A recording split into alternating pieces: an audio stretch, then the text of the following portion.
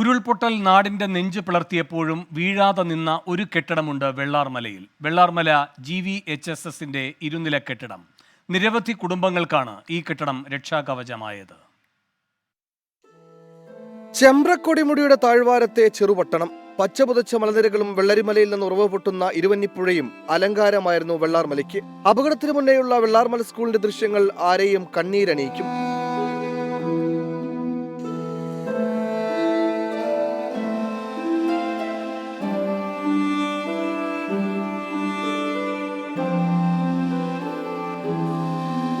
സ്കൂളും വെള്ളാർമലയും ഇന്ന് ദുരന്തത്തിന്റെ അവശേഷിപ്പുകളാണ്. മുന്നിലുള്ള സകലതിനെയും വിഴുങ്ങിയാണ് മുണ്ടക്കയിൽ നിന്ന് ജലപ്രവാഹം എത്തിയത്.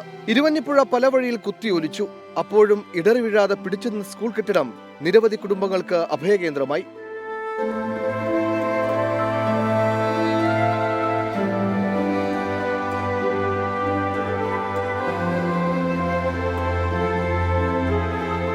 മലവെള്ളപ്പാച്ചിൽ സ്കൂൾ കെട്ടിടത്തിന്റെ ഒരു ഭാഗം നിലംപൊത്തി. സ്കൂൾ മുറ്റവും മൈതാനവും നിമിഷങ്ങൾ കൊണ്ട് പുഴയായി മാറി.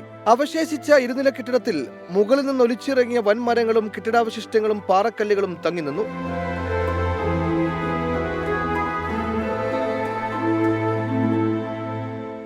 നാടിന്റെ അടയാളമായിരുന്ന വെള്ളാർമല സ്കൂൾ ഇപ്പോൾ ദുരന്തത്തിന്റെ ബാക്കി പത്രമാണ്. ദുരന്തമുഖത്ത് ഇനി അവശേഷിക്കുന്നത് ഒരു ചോദ്യം മാത്രം: ചൂരൽമലയ്ക്ക് അറിവ് പകർന്ന വെള്ളാർമല GVHSSന് വരും തലമുറയ്ക്ക് വഴികാട്ടിയാകാൻ ഇനി എത്ര നാൾ വേണ്ടിവരും? News desk 24.